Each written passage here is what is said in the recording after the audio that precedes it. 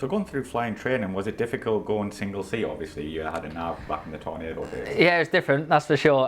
It's funny flying with an AV or a Wizzo. There's good bits and bad bits, and if you found a Wizzo that you got on with really well, a good mate of yours, and you're kind of in sync with each other, then the sum is better than the two parts in the sense that you're both on the same wavelength. And I go for a radio signal change or frequency change, it's already there, and we're kind of complementing each other in the way we work, that kind of crew resource management. Conversely, if you have someone that you're just not quite on the same wavelength with, whatever reason, you just operate as humans slightly differently, you'd end up stepping on each other and doing each other's jobs, and that was a nightmare. So I'd go to change the frequency, they'd just change at the same time as me, and then we'd change back and forth 3 or 4 times, and at those times you're better off saying, mate, just leave it to me, I'll do it, or you just get on with it in the back and I'll leave it. And it was very challenging sometimes to integrate. The nice thing about being on your own is that you're your own master, your own destiny, you're very much your own boss, so you know what you have and haven't done, and you work that workload in the cockpit as you need to. You don't have to worry about the fact there's another human there.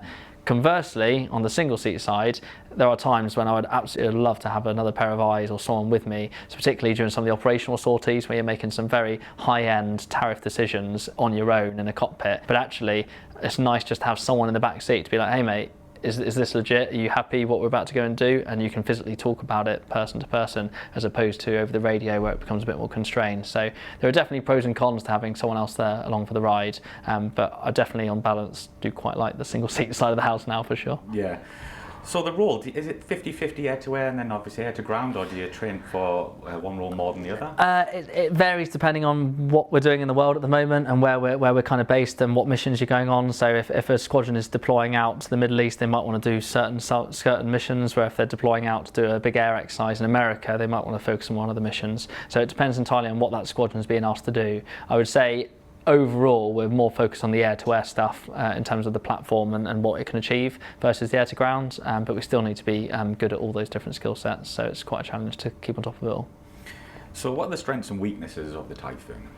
So strengths, I'd definitely say, and again, I'm sure we'll talk about the display in just a second in terms of the performance, and the display does a really good job of hopefully demonstrating that. The jet is an incredibly powerful jet. The engines and the thrust-to-weight ratio and the way it's designed, it absolutely eats up there. It really does accelerate and it gets you into some really impressive places very quickly. So performance of the aircraft and the handling of the aircraft as well. The aircraft again has got carefree handling, so up to +9, -3G, but the nice thing as a pilot, whereas I talked earlier about the wing sweeps on Tornado with different G limits and speed limits and having to really learn those and adhere to those, the Typhoon is very different. I can't break the jet in that respect, so I can pull full back stick, roll as aggressively as I need to, left, right, up, down, and the aircraft will take whatever input I make through the computer system and apply the maximum possible output at that given time, but it will never exceed its own limits. And that means that in a combat scenario, I can roll in behind a hostile and concentrate on looking over my shoulder at the hostile and pull full back stick and aggressively go after that hostile without having to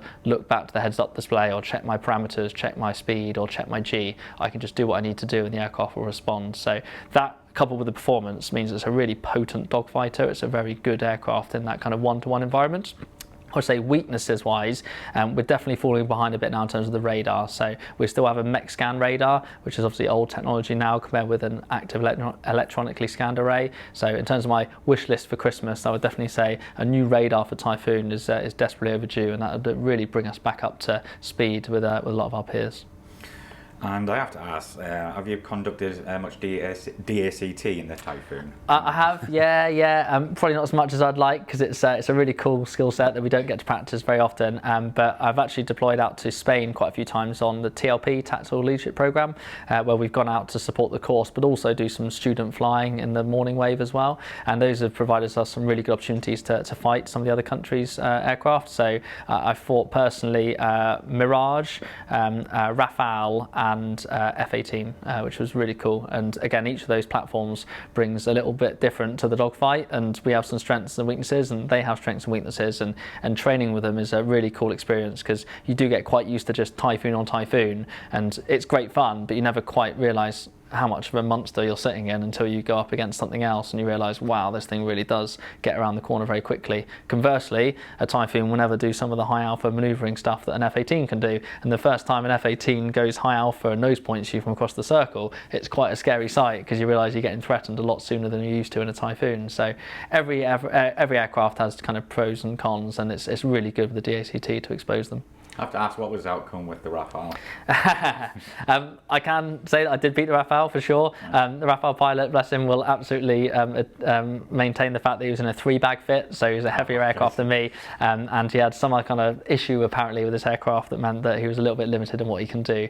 That being said, we had a good scrap, and yeah, definitely came out on top in that one. Yeah. So what was your first squadron, and did you fly it on live ops? So I went over to 3 Squadron in 2019, just after my flying training on the OCU, and again did a fair few live ops. I went back to Shader, so back out to the Middle East and do some operations with those guys, but also did a lot of the Baltic air policing as well. So a lot of the stuff over Eastern Europe, based out of kind of where I was at the time, Romania, in that countries as well, Latvia, Lithuania, all those sort of places. We're doing quite a lot of kind of Eastern Century stuff, so operating up against the border, which was really interesting to see from that air-to-air mindset rather than just air-to-surface. So yeah, I did quite a lot out there. So after 3 Squadron, did you come to 29 as an instructor? Yeah, so generally to be an instructor, you need to have done a bit of frontline time, you need to have proven yourself capable of obviously teaching the next generation and be suitable for the role. So post-selection for the instructional side of the house, you come to 29, you do an instructional workup. It's normally about 6 months or so in terms of training you up, not just flying instruction, but also just how to instruct and teach, because that's a new discipline a lot of us haven't really gone through before. So just physically teaching someone a new skill set is a skill all in itself. So going through that training was really interesting, and then jumping into the jet to get spun up on how we teach the new guys and girls how to fly. So yeah, that was a really good time for me actually, just to learn how to teach, because that was a lot of fun, and I still enjoy that to this day. And that's what I do now in terms of instructing on the squadron, is teaching them how to fly and fight Typhoon. So how did the Typhoon display slot come about? Yeah, so I'd had my eye on it for a while as very much an aspirational thing, because I didn't really think I was potentially able to do it or had the ability to do it. So it was something I'd always respected and thought, wow, that looks incredible, but I don't think I probably have the crack at that. When I realised I was then coming to 29 Squadron, that kind of narrows my focus a bit, because to be the display pilot, you need to be an instructor on the squadron first. So that kind of straight away put me in the bracket as a potential applicant. And then it wasn't really until I saw some of my mates getting the job that I was like, okay, all right, Brighty, sweet, Turbo, these are good mates of mine. These are guys that I have flown with before during flying training and during missions on Typhoon. So I thought if they could crack it, you know, maybe, who knows, maybe I could crack it, and started really doubling down in sort of 2022, 2023 to make myself as competitive as possible for the selection. And we now do the selection a year in advance, so you shadow the previous display pilot, and that was really good because it means that I actually got selected right at the end of 2023, which meant that I spent 2024 shadowing Turbo, which was great.